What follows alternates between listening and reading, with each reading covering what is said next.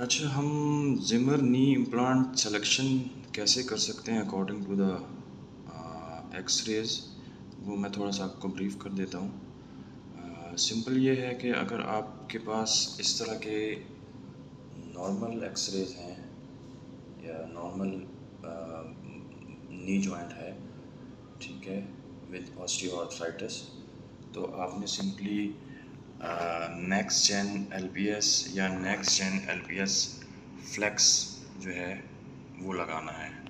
जिमर की मैं पर्टिकुलर जिमर की बात कर रहा हूँ, ठीक है, नॉर्मल प्राइमरी नी इम्प्लांट। अच्छा, सेकंड ये है कि अगर आपका पेशेंट हैवी है, लेट्स से उसकी लाइक दिस पेशेंट, ठीक है, तो अगर आप देखें तो इसकी फ्लेक्शन ही तकरीबन 90 डिग्री तक आ रही है इस पेशेंट की ना, ठीक है। तो ऐसे केस में जो है वो आप फिर प्रेफर ये है कि आप नेक्स्ट जेन एलपीएस पेशेंट को लगाएं। नेक्स्ट जेन एलपीएस जो है वो तकरीबन उसकी 120-125 जो है वो फ्लेक्शन है, तो प्रेफरली पेशेंट को आप नेक्स्ट जेन एलपीएस लगाएं। अच्छा, उसके बाद आ जाता है हैवी बोन लॉस अगर हो, तो इसमें आपके पास क्या चॉइस हो सकती है। लेट्स से आपके पास इस तरह का कॉम्प्लेक्स नी है, ठीक है, इसमें आप देखें तो टिबियल लॉस भी है काफ़ी, ठीक है, और हैवी वायरस है, इसमें आपको काफ़ी रिलीजेस करनी पड़ेंगी। तो क्वाइट पॉसिबल कि आपके पास इसमें दो चॉइस हैं, या तो आप सिंपल नीचे स्टेम और ऑगमेंट लगा लें और ऊपर प्राइमरी का फीमर लगा लें, या आप कंप्लीट एलसीसी के कर लें, क्योंकि जनरली इस तरह के नीज जो है वो फ्लेक्शन और एक्सटेंशन गैप इनके ना बैलेंस नहीं होते, तो इस वजह से इसमें कंप्लीट एलसीसी के करना सेफ़ होता है।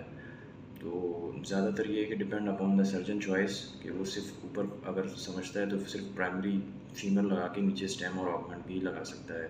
तो ऐसे केस में हमारे पास ऑप्शन जो है वो एलसीसी के भी है, यानी हैवी बोन लॉस में हम एलसीसी के भी लगा सकते हैं, ठीक है, और फिर हम जो है वो इसमें हम सिर्फ टीबियल स्टेम और ऑगमेंट भी लगा सकते हैं, ठीक है। और नॉर्मली फिक्स फ्लेक्शन डिफॉर्मिटी भी हो बहुत ज़्यादा, ऐसे ऐसे केसेस में फिक्स फ्लेक्शन डिफॉर्मिटी भी काफ़ी ज़्यादा होती है, तो आप इसमें जो है वो एलसीसी के कंप्लीट बैकअप में रखें। बाकी ये है कि पॉसिबली आप सिर्फ स्टेम और ब्लॉक ही लगाएं नीचे ना, ठीक है। अच्छा, थर्ड केस ये है कि अगर आपके पास रिवीजन नहीं है, अब रिवीजन नहीं में आपके पास दो ऑप्शन हैं कि या तो आप सीसी के करें या फिर आप उसके साथ जो है आरएच के करें। अच्छा, सीसी के और आरएच के की जो है आपने किस तरह इसको आइडेंटिफाई करना है। देखें, इसमें ये होता है कि आप क्लिनिकली पेशेंट के को चेक करेंगे। सीसी के और आरएचके का बोन लॉस से ज़्यादा ताल्लुक़ नहीं है, सीसी के आरएचके का एमसीएल और एलसीएल से ज़्यादा ताल्लुक़ है। तो अगर एमसीएल और एलसीएल इंटैक्ट है, आपने क्लिनिकली पेशेंट को चेक किया, एमसीएल एलसीएल इंटैक्ट है, तो आप सीसी के करें, एलसीसी के। और अगर एमसीएल एलसीएल डाउटफुल है तो आप बैकअप में आरएचके रखें। थर्ड ये है कि अगर आपके बोन लॉस बहुत हैवी है, लेट्स से आपका बोन लॉस रिवीजन नहीं है और बोन लॉस बहुत हैवी है, तो फिर आपने सीसी के और आरएच के जो है वो विद कोन्स करना है।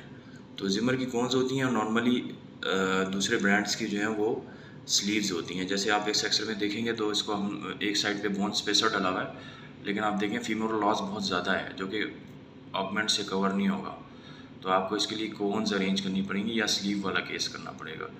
तो ये आपने over the period of experience आपको आइडिया होगा कि हैवी बोन लॉस में आपने जो है वो सीसी के या आरएच के करना है। अगर एमसीएल एलसीएल इंटैक्ट है तो एलसीसी के साथ कोन्स करें, अदरवाइज आरएचके के साथ वो करें कोन्स।